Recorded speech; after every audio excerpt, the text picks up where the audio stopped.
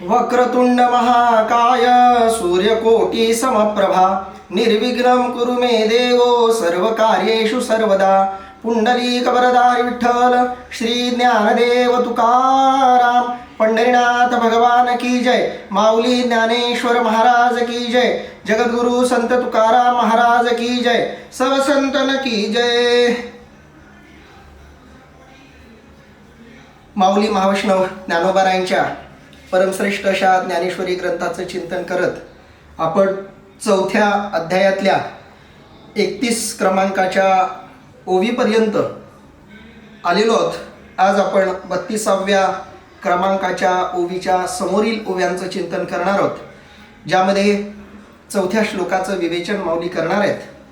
भगवान श्रीकृष्ण परमात्म्यांनी चौथ्या अध्यायाच्या सुरुवातीला आपण आतापर्यंत जो काही कर्मयोग सांगितला, तिसऱ्या अध्यायामध्ये विस्तारानं, त्याच्या आधीच्या अध्यायानं जो सांख्ययोग सांगितला, या दोन्ही योगांचं विवेचन विस्तारानं सर्वप्रथम सूर्याला मी सांगितलं असं भगवंत म्हणतायत.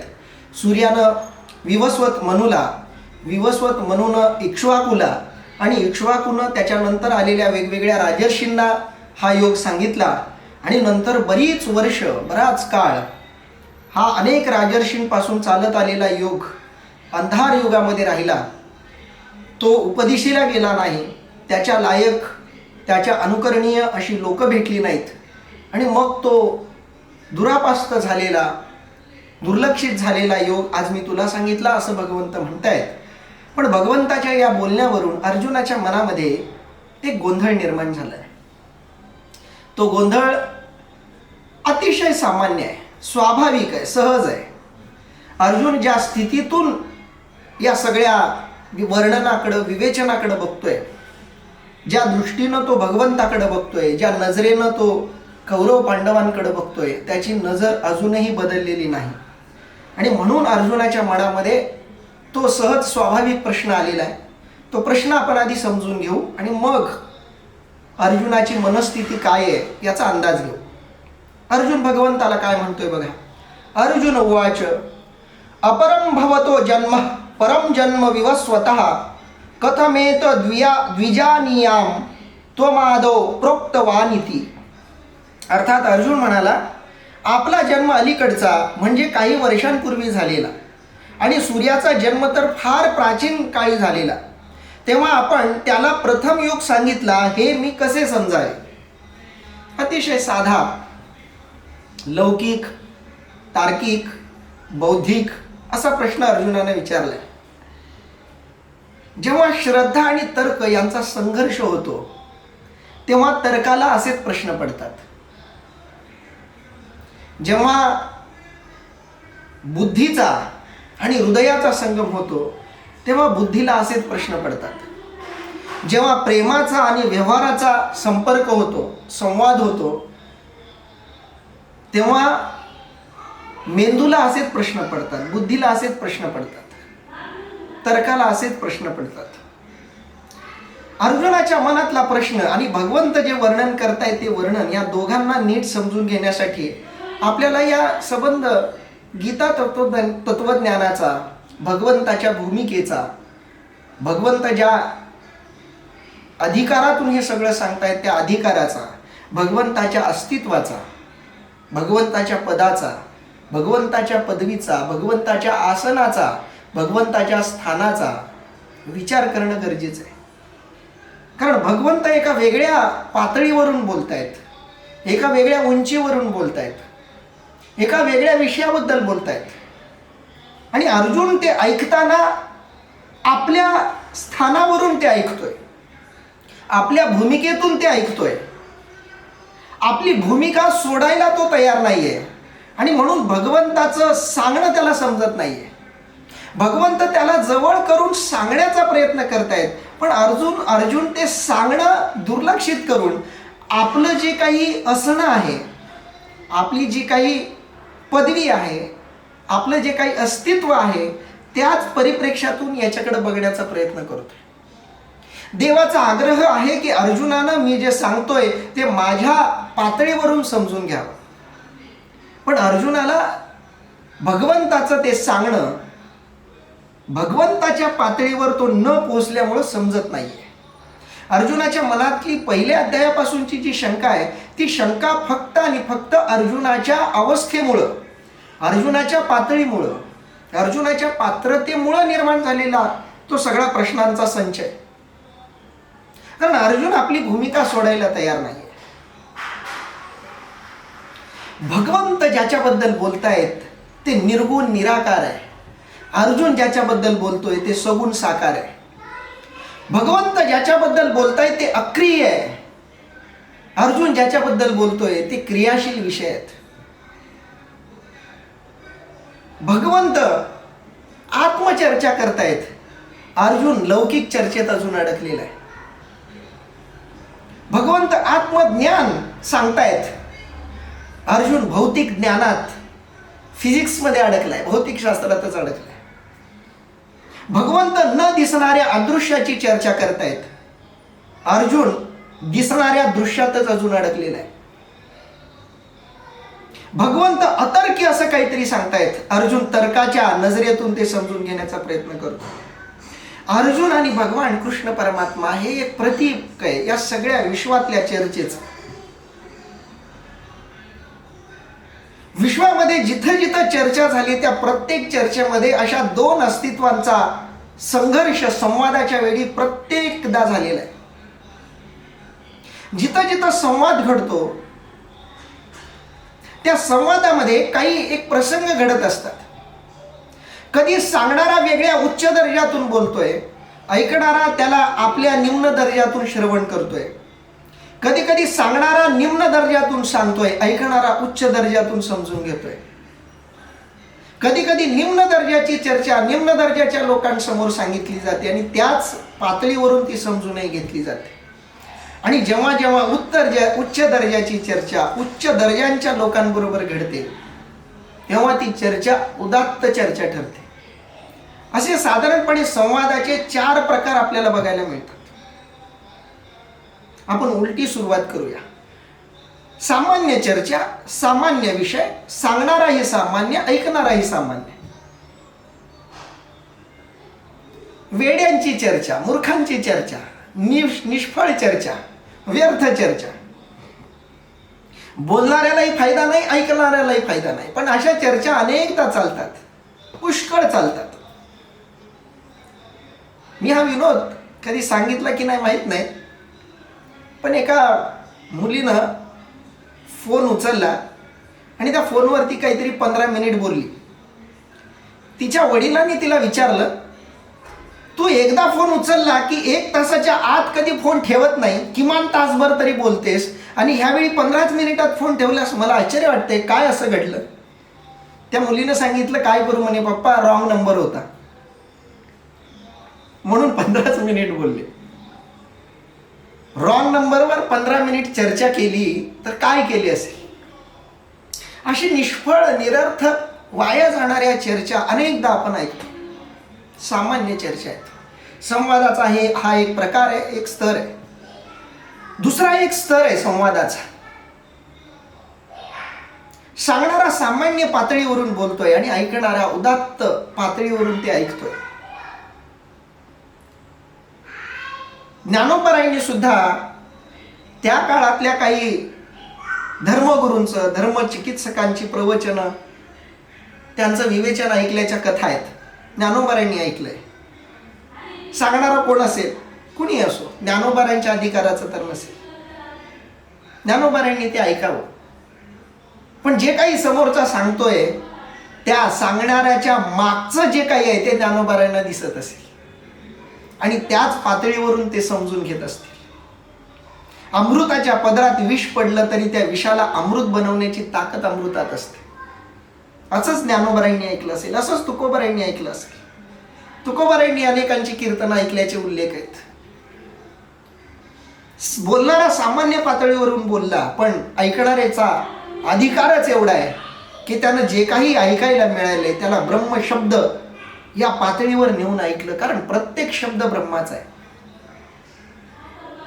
म्हणून कधी कधी घडतं की बोलणारा सामान्य भाषेत बोलतो पण ऐकणारा उदात्त उच्च अधिकाराचा असतो. मी लहान असताना माझे गुरु मामासाहेब मारतळेकर, त्यांचं वय बरंच होतं. म्हणजे मी जेव्हा लहान होतो, 14 वर्षाचा असताना मी कीर्तन करायला सुरुवात केली होती. लहान होतो आणि तेव्हा आमच्या मामांचं वय 70-75च्या वर असेल. नेमकं वय आठवत नाही, पण तेवढं वय होतं. म्हणजे मी जेव्हा मामांना, म्हणजे माझ्या गुरूंना मी मामाच म्हणायचो. सगळा आमचा नांदेड जिल्हा त्यांना मामाच म्हणायचा. मी जेव्हा मामांना बघितलं तेव्हा एका वृद्ध व्यक्तीच्या रूपातच बघितलं. मी काही महिन्याचा, काही दिवसाचा असेल तेव्हा मामांनी गळ्यात माळ घातली असं आमचे वडील सांगायचे. मी जेव्हा कीर्तन करायला लागलो तेव्हा मामांच्या कानावर विषय पडला की ज्ञानेश्वर कीर्तन करायला लागलाय. मामांना कौतुक वाटलं. मामांनी त्यांच्या गावात माझं कीर्तन ठेवलं. मामा आमचे असे बसले तर मी कीर्तन सांगायला लागलो. आता 14-15 वर्षाचा असेल. मी सांगून सांगून काय सांगणार, तेच आपलं काहीतरी पोपटपंची 4 गोष्टी ऐकलेल्या, समजल्या काहीच नव्हत्या, पण त्या सांगत होतो. मामांना खूप कौतुक त्या कीर्तनाचं. कित्येक लोकांना भेटलं की सांगायचे, आपल्या ज्ञानेश्वरचं कीर्तन ऐकलं का, खूप छान कीर्तन करतो, खूप छान कीर्तन करतो, खूप कौतुक करायचे. एकदा मामांचा सत्कार होता आणि मामांच्या सत्काराला माझंही कीर्तन त्यांनी ठेवलं होतं, प्रवचन ठेवलं होतं माझं. मी मामांबरोबर गेलो, मामांच्या गाडीत गेलो. मी पहिल्यांदा 4 व्हीलरमध्ये बसलो होतो, तेव्हा मामांमुळे बसलो आणि मामांचा सत्कार होता आणि माझं प्रवचन होतं. आणि त्याही प्रवचनाला मामा पुढं बसले. गुरु पुढं बसवावेत आणि शिष्यानं सांगावं. काय सांगणार, सांगून सांगू. पण ते जे काही सांगणं होतं ते एका उदात्त उच्च पातळीवरून गुरुकडून ते ग्रहण केलं गेलं. बोलणारा सामान्य आहे पण ऐकणारा असामान्य आहे. बोलणारा शिष्य आहे पण ऐकणारा गुरु आहे. आणि शिष्यानं कसेही शब्द उच्चारले तरी गुरु त्याला उदात्तच बनवणार, श्रेष्ठच बनवणार. असाही संवाद कधी कधी आयुष्यात घडतो. बोलणारा सामान्य आहे पण ऐकणारा अलौकिक आहे. इथं अर्जुन जे बोलतोय ते भगवंत ऐकतायत. हे ऐकणं जे आहे ते या प्रकारातलं आहे.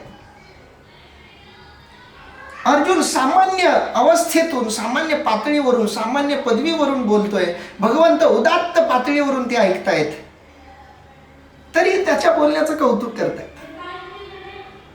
अर्जुनाच्या प्रश्नांचंही भगवंतांना कौतुक केलंय.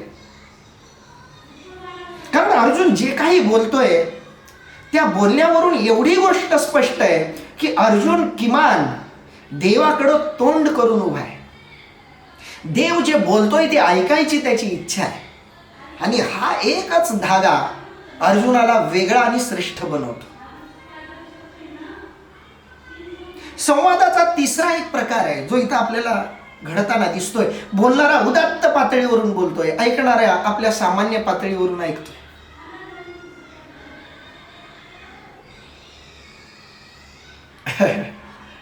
आणखी एक विनोद आठवला.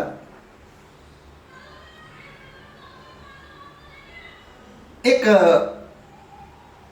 व्यसन नियंत्रण कक्षाचा एक कार्यक्रम एका दारू पिणाऱ्या लोकांच्या साठी आयोजित करण्यात आला. एक मोठे तत्वज्ञ त्याच्यासाठी बोलवले गेले आणि सगळे दारू पिणारे समोर बसले होते. बोलणारा अतिशय महान असा तत्वज्ञानी होता. आता त्याने विचार केला, ह्या दारू पिणाऱ्या दारुड्यांसमोर, पिदाड्या लोकांसमोर काय विषय मांडावा. म्हणून त्यांनी एक सोपं करण्यासाठी 2 ग्लास ठेवले. एका ग्लासामध्ये पाणी आणि एका ग्लासामध्ये दारू ओतली, अर्धा ग्लास. आणि दोन्ही ग्लासांमध्ये त्यांनी काही आळ्यांसारखे, गांडोळ्यांसारखे काही जीव त्याच्यामध्ये टाकले. पाण्यातही टाकले, दारूतही टाकले. आणि 5 मिनिट सगळ्यांना बघायला सांगितलं त्याच्याकडे. तर त्या दोन्ही ग्लासाकडे सगळे ते दारू पिणारे, पिदाडे सगळे बघायला लागले. घटना अशी घडली की पाण्यात टाकलेल्या ज्या आळ्या होत्या त्या सगळ्या जिवंत होत्या, त्या वळवळायला लागल्या. आणि दारूमध्ये टाकलेल्या सगळ्या आळ्या मरून गेल्या. आणि मग त्या अँटी ड्रग्स किंवा व्यसनमुक्ती केंद्रवाल्यांनी मग सांगायला सुरुवात केली की सांगा, हे सगळं बघून तुम्हाला काय समजलं, काय लक्षात आलं तुमच्या. त्यातल्या एका पिणाऱ्यानं सांगितलं, याच्यातून एक सिद्धांत आम्हाला कळाला की पाणी प्याल तर पोटातले किडे आळ्या तसेच जिवंत राहतील, दारू प्याल तर पोटातले किडे आणि आळ्या मरून जातील. हे आम्ही याच्यातून शिकलोय. बोलणारा एका वेगळ्या दर्जातून वेगळ्या पातळीवरून बोलतोय, ऐकणारा त्याच्या पातळीतून त्याच्याकडे बघतोय, त्याच्या नजरेतून त्याच्याकडे बघतोय, त्याला तेवढंच दिसतंय. एक जण आकाशाची चर्चा करतोय आणि एकाची जमिनीकडे दृष्टी आहे. ज्याची दृष्टी जमिनीकडे आहे त्याला आकाशाची चर्चा व्यर्थ आहे. आकाशाकडं बघून जो बोलतोय त्याची ही अपेक्षा आहे की जमिनीकडे बघून ऐकणाऱ्यानं आकाशाकडे बघून ते ऐकावं, म्हणजे त्याला समजेल. आणि जेव्हा बघणाराही आकाशाकडे बघतोय, ऐकणाराही आकाशाकडे बघतोय, तो संवाद म्हणजे अद्भुत संवाद. त्या संवादामध्ये शब्द नाहीत. मी प्रेमानंदजी महाराजांचा एक व्हिडिओ ऐकला वृंदावनचे, खूप प्रसिद्ध आहे ते यूट्यूबवर वगैरे. तर त्यांचा एक ऐकतो कधी कधी येतात. तर त्यांना एका शिष्यानं प्रश्न विचारला की तुम्ही तुमच्या गुरूंना जेव्हा भेटता तेव्हा तुमच्या चर्चा काही होताना दिसत नाही. तुम्ही कमी बोलता जेव्हा एकमेकांच्या बरोबर असता, फक्त बघत असता आणि हसत असता. प्रेमानंदजी महाराजांनी सांगितलं तिथं काय बोलायचं, तिथं हृदयाचीच भाषा बोलली जाते. नजरेची भाषा तिथं पुरेशी असते, अश्रूंची भाषा पुरेशी असते. जेव्हा दोन समान अधिकाराचे लोक समोर येतात तेव्हा कोण कोणाला काय सांगणार? सांगणाराही त्याच अधिकाराचा, ऐकणाराही त्याच अधिकाराचा. मग काय तिथं बोलावं? शब्दे विन संवादीचे, इंद्रिया नेनता भोगीचे, असं सगळं तिथं घडतं. न बोलता चर्चा होते. संतांना संत मिळाले, कोण कोणाला काय बोलणार? संत संतांना भेटतात तेव्हा फक्त नजरेची चर्चा होते, अश्रूंची चर्चा होते, भावनांचा संवाद तिथं घडतो. तिथं शब्द अपुरे पडतात, म्हणून शब्दाचा तिथं वापरच करायची गरज नाही. आणि शब्द आलेच तरी औपचारिकता म्हणून येतात, याच्या पलीकडे काही नाही. भगवंताची अपेक्षा आहे अर्जुनानं त्या नजरेतून माझं बोलणं ऐकावं. पण अर्जुनाला अजूनही ती अवस्था सापडलेली नाहीये. मग तरी भगवंत का सांगतायत, का आग्रह धरतायत, का अर्जुनाचं सारखं कौतुक करतायत? एवढं काय देवाला सांगण्याची गरज पडली? हे सगळं एवढी वर्ष कुणी ऐकलेलं नाहीये ना, मग कशाला सांगायचं? आणखी काही वर्ष चांगला माणूस बघावा, शोधावा.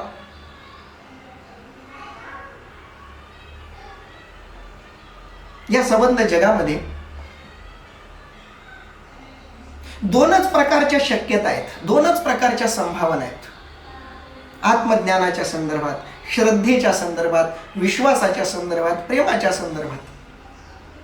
एक, तुम्ही विश्वास ठेवा. दुसरा, तुम्ही विश्वास ठेवू नका. दोनच शक्यता आहेत. एक तर तुम्ही आत्मज्ञानाकडे तोंड करून उभे राहा किंवा तुम्ही आत्मज्ञानाकडे पाठ करून उभे राहा. दोनच संभावना आहेत. तुम्ही सूर्याकडे तोंड करा किंवा सूर्याकडे पाठ करा. दोनच शक्यता आहेत, याच्या पलीकडची शक्यता नाही. सामान्य लोक त्या सूर्याकडे पाठ करून उभे आहेत, म्हणून सूर्याला आपला प्रकाश त्याच्यापर्यंत पोहोचवता येत नाहीये. दोष प्रकाशाचा नाही. सूर्य सगळ्यांना प्रकाश देतोय, सूर्य भेद करत नाहीये प्रकाश देताना. तरीही भेद पडतोय. का पडतोय? तर जे सूर्याकडे तोंड करून उभे आहेत त्यांना सूर्याचा प्रकाश दिसतोय, त्यांना सूर्याचा प्रकाशाचा अनुभव येतोय, त्यांना सूर्याच्या प्रकाशाचा उपभोग घेता येतोय. आणि काहींनी स्वतःच त्या सूर्याकडे पाठ केली आणि तक्रार सूर्याकडे करतात की सूर्यानं आम्हाला प्रकाश दिला नाही. सूर्याचा प्रकाश सगळ्यांसाठी आहे. भगवंत इथं म्हणत जरी असले की अर्जुना हे फक्त मी तुला सांगतोय, याचा अर्थ त्यांना फक्त हे अर्जुनालाच सांगायचंय असं नाही. भगवंताला ते प्रत्येकाला सांगायचंय, प्रत्येकाला सांगायचंय. म्हणूनच गीता आपल्यापर्यंत आली. कारण आत्मज्ञान जोपर्यंत तो ठरवत नाही तोपर्यंत तुम्हाला कुणालाही ऐकायला मिळत नाही. सगळं तो ठरवतो, आपण ठरवणारे कुणीच नसतो. तो ठरवेल तेव्हा आपण त्याच्याकडे जातो. तो ठरवेल तेव्हा आपण त्याचं ऐकतो.